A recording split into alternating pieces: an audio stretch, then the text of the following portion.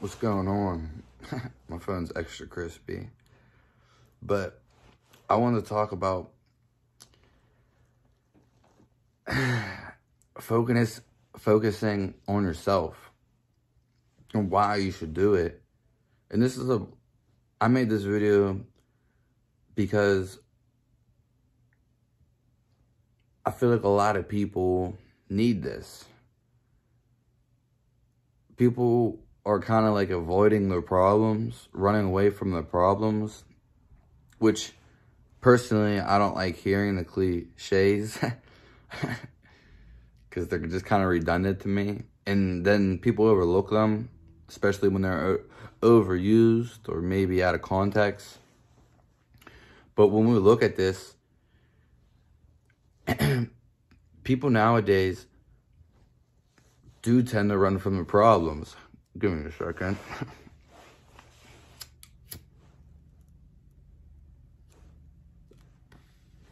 You should question why you do things and the ways that you're doing it. That being said, it doesn't have to be a full-on episode and you don't have to question everything in life. Though, at some point you should. You shouldn't judge anything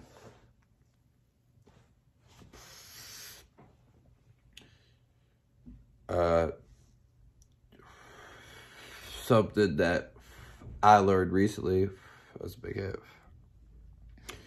In India, their culture, for the most part, they idolize everything as their own personality. In America, we call this personification.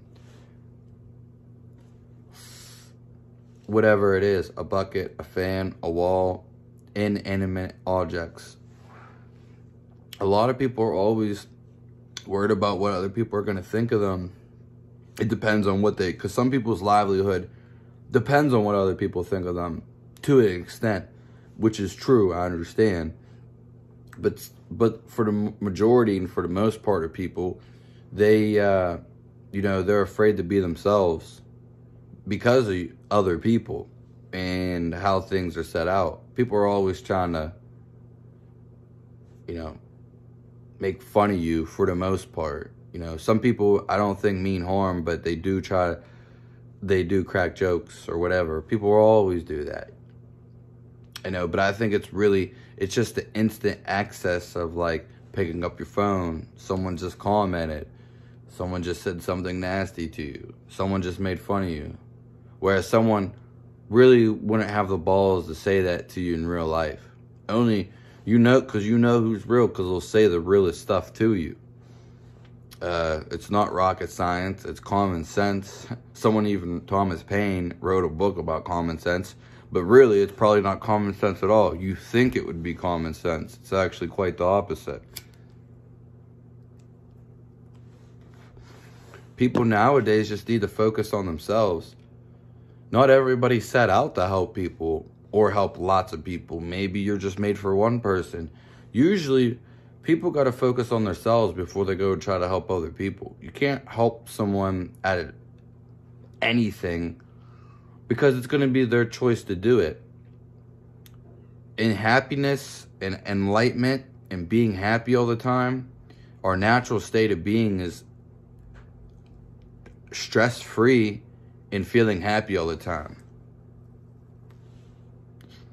And you should rewind that and play that again. Because it's true.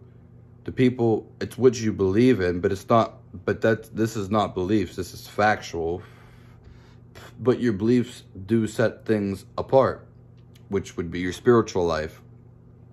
And when we talk about spiritual things, and that's ultimately it, because there's no way to teach someone. You can give methods and ways, and that's why there's classes and stuff like this, but there's no way to teach someone on how to be happy. Someone could write a book or whatever, but your happiness is either there or it's not. It's there or it's not. It's not something that should come and go. Maybe like once in a blue moon, but But naturally, you're supposed to be in control, and you control how you feel. And a lot of people just aren't focusing on themselves. They're running away. And this is what we really need to look at. Why are they running away? What's causing them to do this? This is what I'm asking you to do.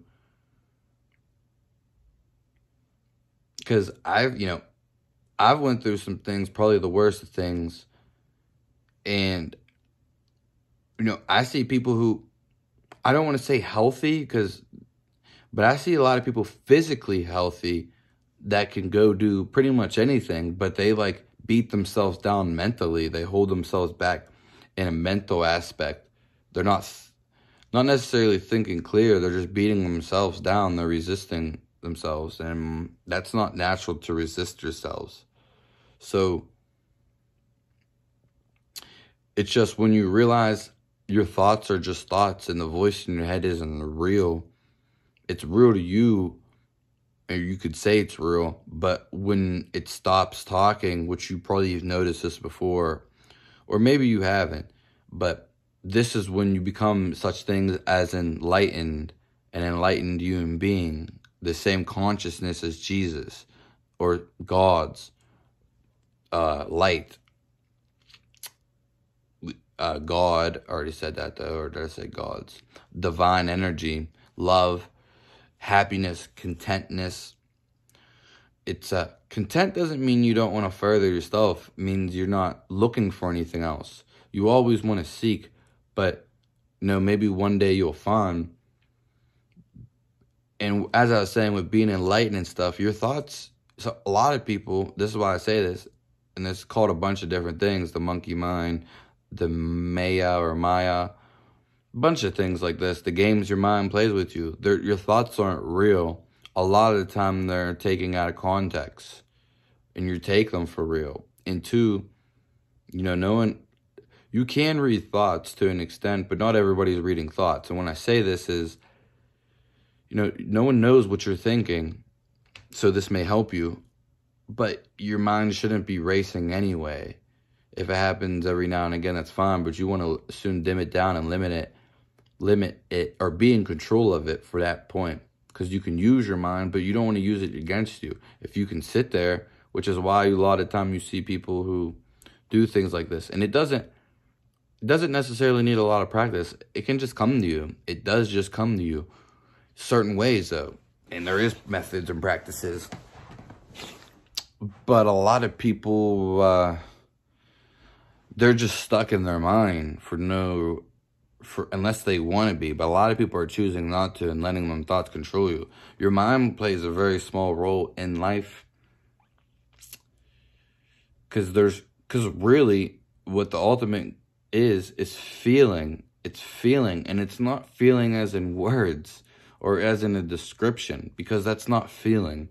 Those are describing ways to get you there. It's not really true. I can tell you all about a hammer, but until you pick a hammer up and go experience it and go and knock on a bunch of things, wood, nails, rocks, dirt, sand, water, you're going to see the consistency of the hammer and so many things about it. Once you get to this state of consciousness, and that's why it is almost like a leap, because just nothing's on your mind. You're not worried about nothing, this and that. And it can be hard to get to, but it's not necessarily something you have to try. Like when you try to fight your thoughts, you usually end up thinking more about anything. When you usually tell yourself to stop worrying, you usually,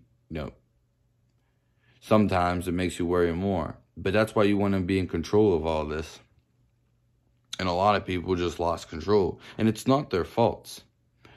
But when you can sit there and not think of anything and just basically look around, you will get info. You will become aware. You will download stuff from the cosmos.